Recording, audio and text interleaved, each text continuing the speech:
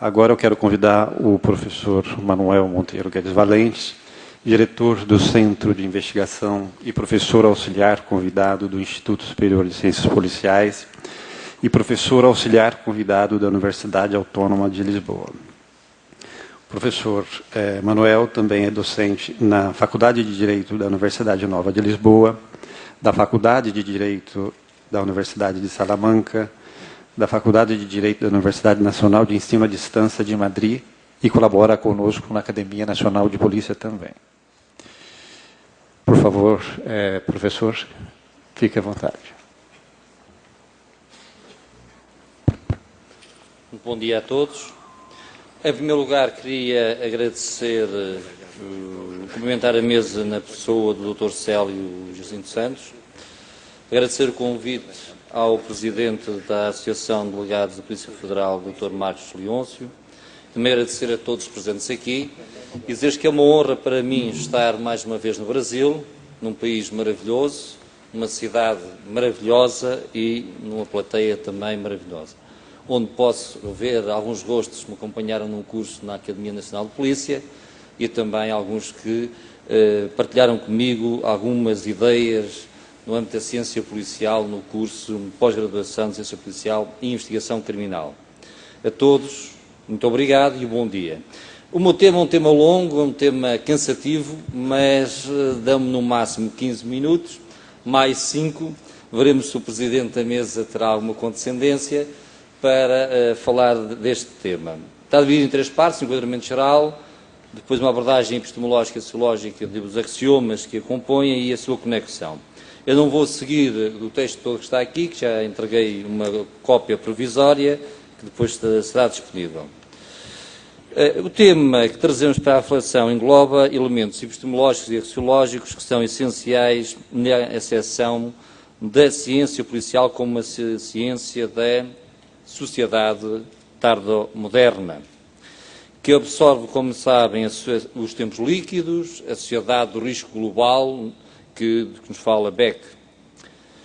Esta assunção deste pensamento traz-nos para o debate de uma ciência que se encontra em construção e em afirmação contínua, face às vozes incessantes da inexistência de uma ciência policial por inexistência de objeto próprio.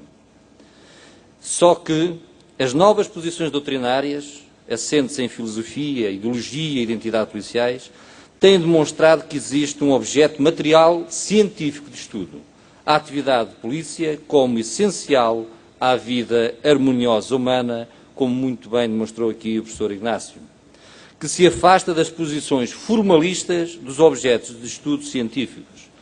A atividade de polícia como essência material que incorpora vários saberes, sociais, jurídicos, económicos, filosóficos e políticos, ganha uma dimensão de objeto científico de uma sociedade em que o hoje já é o passado. Esta dinâmica societária impõe aos novos olhares científicos que não cristalizem as ideias por meio das concepções filosóficas e ideológicas que nos fala Levi-Strauss. Esta constatação impõe-nos uma divisão dos elementos ou os axiomas. Temos 4 grandes axiomas. É a afirmação da ciência policial, a emergência da sociedade tardo-moderna, o fundamento e uso internacional e constitucional e a efetivação do Estado de Direito material, social e democrático. O axioma da ciência policial implica a criação de uma doutrina segundo os valores regentes de um tempo e de um espaço, de um objeto de estudo intrínseco à existência humana e muitas vezes esquecido pela ciência ou ciências estáticas e presa a dogmas. Este rompimento aparece como sinal de incrementação de uma objetividade tolerante, como sinal de incrementação na aceitação da diversidade cultural dos povos que encontram a ethos da congregação de esforços na materialização da 4ª geração do humanismo, o humanismo assente na ordem jurídica mundial. A afirmação da liberdade como o mais elevado valor da justiça de Kant e também da segurança apresenta-se como o mote de defesa de uma ciência que tem como objeto uma atividade de proteção e de garantia dos direitos dos cidadãos contra os perigos, os riscos, os danos individuais e coletivos detratores da ordem jurídico-constitucional. Este pensar impõe aos escultores da ciência falibilista que buscam uma verdade que se desenvolva segundo uma teoria geral que entronca as ideias universais e comuns de um pensar de ação que respeite as diferenças culturais, sociais, económicas, jurídicas e políticas.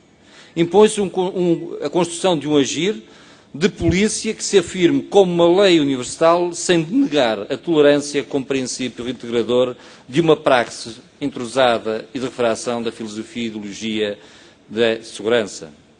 Defendemos assim a afirmação da ciência policial com natureza transdisciplinar e intercomunicativa, sobre uma teoria geral, principalmente assente na teoria geral jurídica.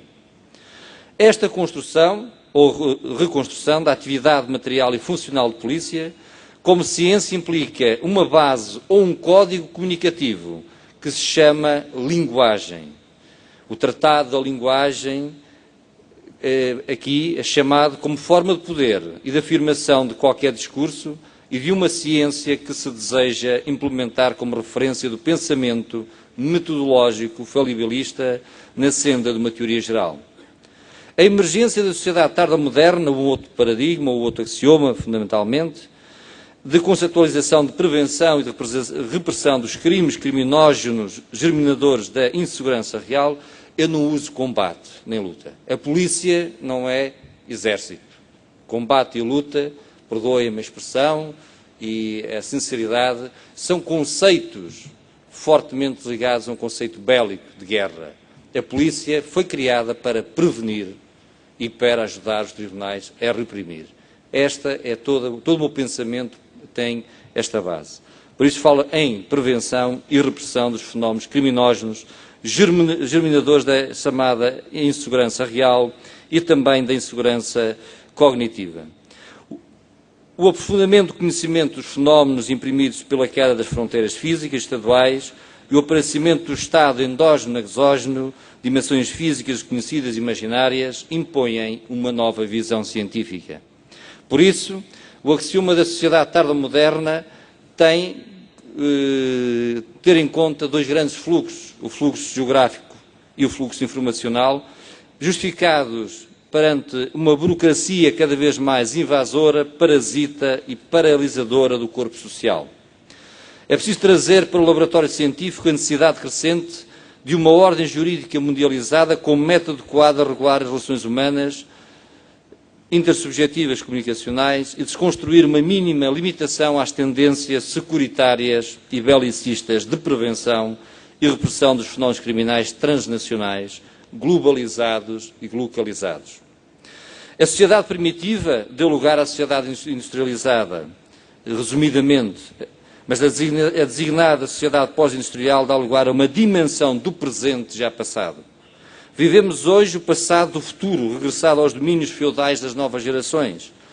Ou seja, a ciência policial deve assumir-se como barreira intransponível à tendência de regresso ao passado sob o desígnio da sociedade pós-industrializada.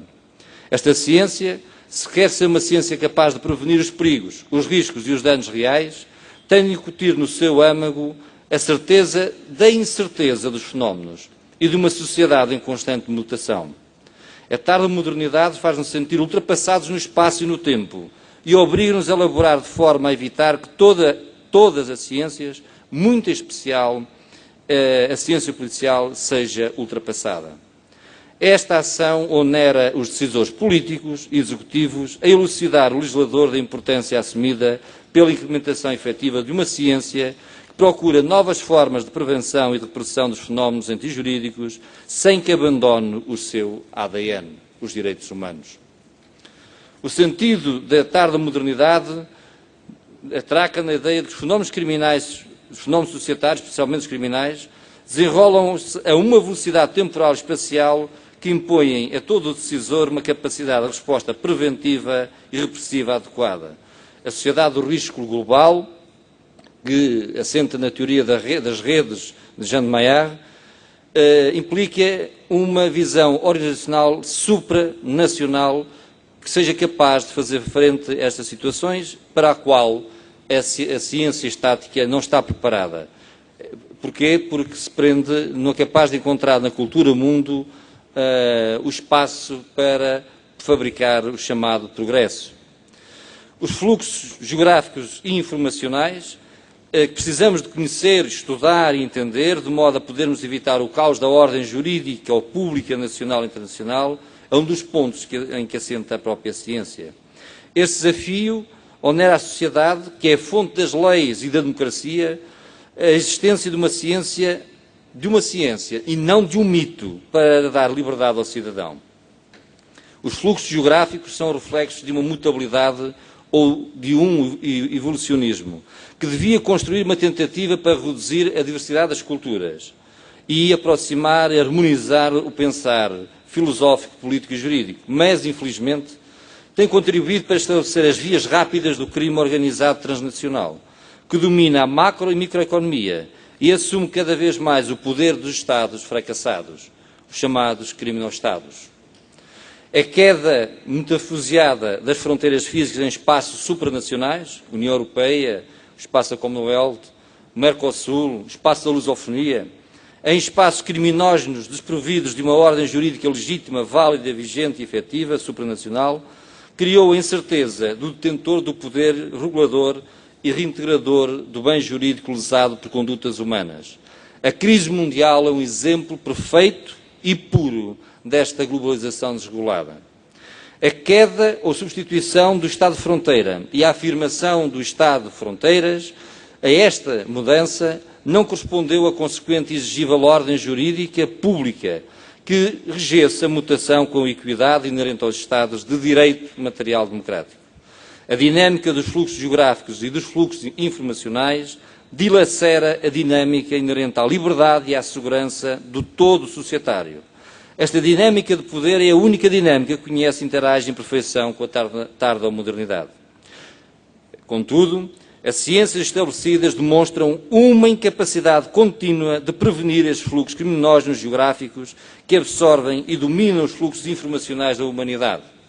Afirmam-se demasiado estáticas, dogmatizadas, para se questionar e indagar em novos rumos solucionais.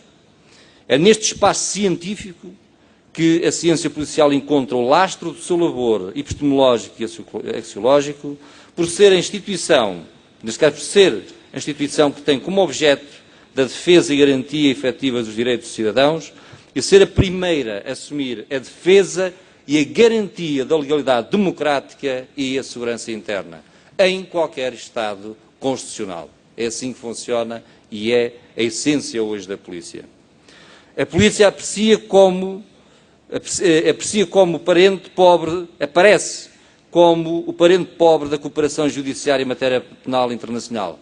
Até há pouco tempo as convenções das Nações Unidas, as diretivas europeias, as convenções europeias, as decisões, não tinham local para colocar lá a polícia. Não havia um artigo. Já vamos às Constituições daqui a pouco. Nós aparecíamos como aqueles que íamos ajudar a cooperação judicial. Nós éramos como que a alavanca. Aparecíamos porque estavam lá outros. Esta é uma realidade. Mas a intervenção policial começa a entrar em cena no âmbito da coadjuvação assistida ao Poder Judicial. A evolução é de tal modo grande que hoje aqueles instrumentos jurídicos internacionais contêm vários artigos destinados a operacionalizar a cooperação por meio da instituição policial. Graças ao esforço de estudos desenvolvidos em várias áreas, como a jurídica, que se começou a considerar existir um objeto científico crucial para a afirmação dos bens jurídicos lesados ou colocados em perigo de lesão em qualquer espaço do globo, a atividade de polícia. A dimensão da ciência policial e a certeza de que é uma ciência mais apta, atualmente, a prevenir os fenómenos criminosos da sociedade tardo-moderna, aparece por força da ordem jurídica pública internacional e europeia que obrigou os Estados a admitir, como membro do catálogo universitário das ciências, as ciências policiais. Posso dizer que hoje em Portugal as ciências policiais está ao lado de todas as ciências científicas universitárias, de acordo com uma comissão científica.